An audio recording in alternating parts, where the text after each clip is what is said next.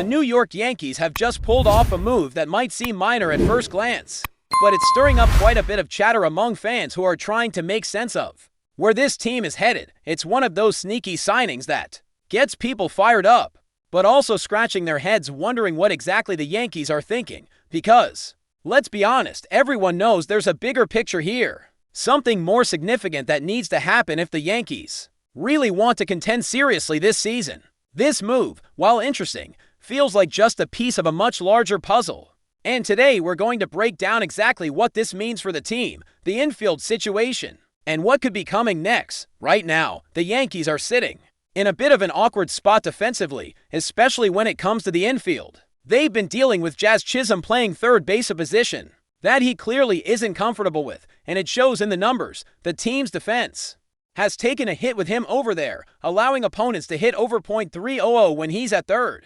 Compare that to when Jazz plays second base, where opponents are hitting under .20 against the Yankees. That's a massive difference. It's crystal clear what the Yankees need to do to tighten up their defense, and yet, somehow, that fix hasn't come yet. The situation has become more puzzling when you factor in the roles of the front office and the coaching staff. Brian Cashman, the Yankees general manager, was involved in the move that brought Jazz Chisholm to the team. When he acquired Chisholm, the plan was to have another infielder, Gabber Torres, shift over to third base, but Torres refused to make that move, which left the Yankees with limited options. Jazz, showing his willingness to help the team, agreed to play third despite not being comfortable there and not really having experience at that position. He's made it clear that winning is his priority and that he's willing to do whatever it takes. But at the same time, he prefers playing second base where he's proven to be far more effective. Meanwhile, at second base, the Yankees have DJ LeMahieu, who isn't exactly making a strong case to keep his spot. His defense has slipped, and it's obvious he's losing the athleticism needed to hold his own in the field. So the Yankees found themselves in a tricky spot, knowing they needed to make a move to address their infield woes. When the opportunity rose, they jumped on it, signing veteran infielder Nikki Lopez to a minor league deal.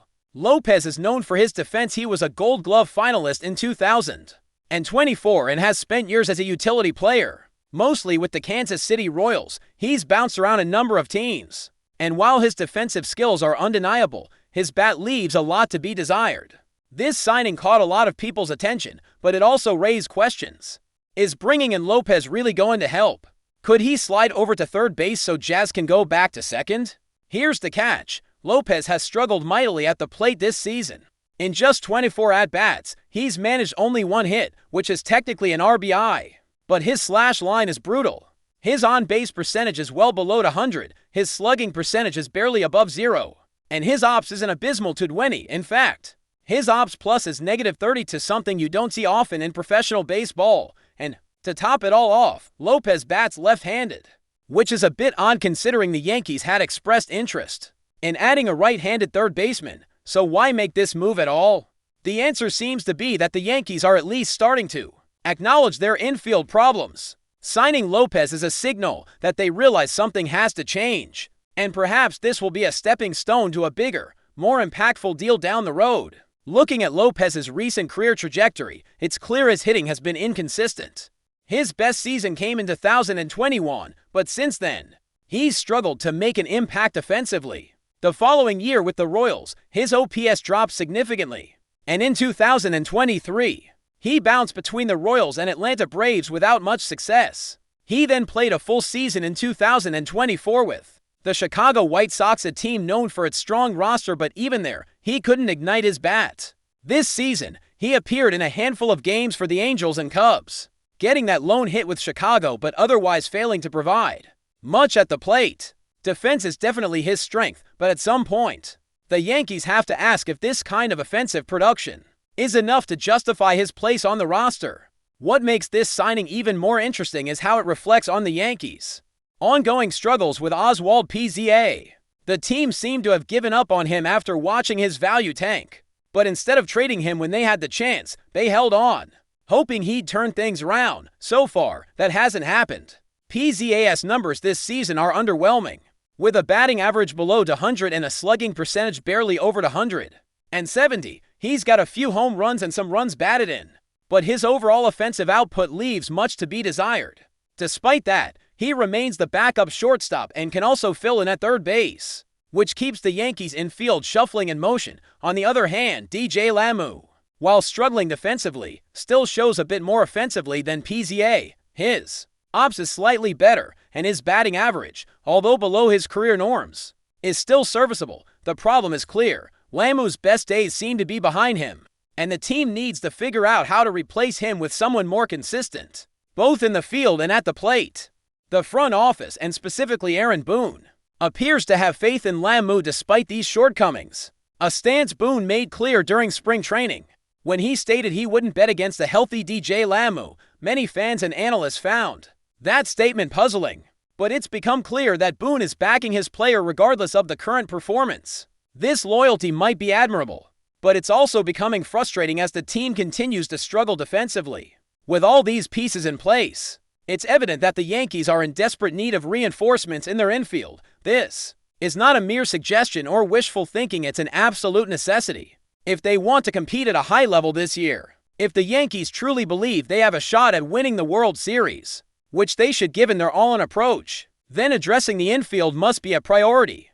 The ideal solution would be to bring in a third baseman so Jazz can return to second base, where he's most comfortable and effective. While there are concerns about whether Jazz's hitting might suffer from this move, history shows that he has struggled offensively at third base during playoff appearances, so moving him back to second could actually help both his defense and his offense.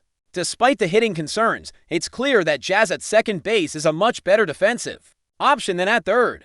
He himself has expressed his preference for playing second, citing discomfort at third, especially when facing hard-hitting opponents with powerful exit velocities. It's hard to argue with that logic. If a player isn't comfortable and is struggling defensively at a position, it makes sense to move him to a spot where he can excel. The way the Yankees have handled this situation so far borders on malpractice, frustrating fans who see a team capable of so much more. The hope is that the front office realizes this and acts decisively before it's too late. Looking ahead, one realistic target for the Yankees could be Yan Moneda.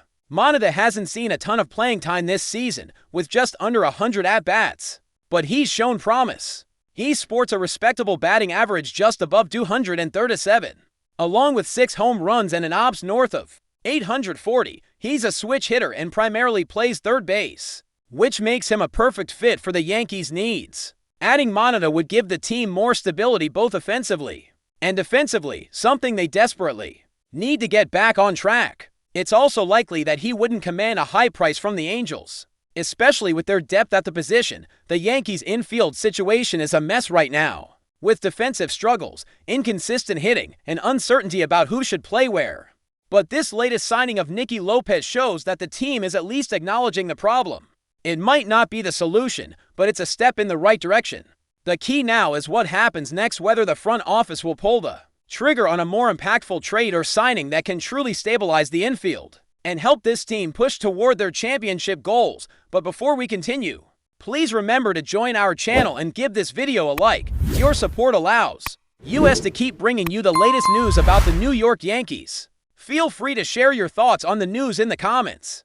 In the world of sports, rumors often swirl like a whirlwind, capturing the imagination of fans and analysts alike. Recently, the buzz around Bryce Harper has reached a fever pitch, with whispers that the superstar outfielder might be heading to one of the most storied franchises in baseball history, the New York Yankees. While nothing has been officially confirmed, the mere suggestion of Harper donning the iconic pinstripes has sent shockwaves through the baseball community. Harper, known for his powerful bat and charismatic presence, has long been a coveted player. For many teams, his potential move to the Yankees would mark a seismic shift in the MLB landscape.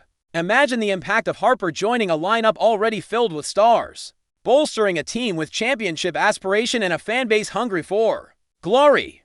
The Yankees have always been aggressive in pursuing top talent, and adding Harper to their roster would signal their intent to dominate in the coming seasons. Sources close to the situation have hinted that negotiations are underway, fueling speculation that Harper's signing is imminent. If true, this would not only elevate the Yankees' offensive firepower, but also bring a new level of excitement to Yankee Stadium. Harper's dynamic style of play and leadership qualities could be just what the team needs to push past their rivals. Of course, as with any major sports rumor, skepticism remains. Fans and pundits are waiting for official confirmation, but the buzz is undeniable.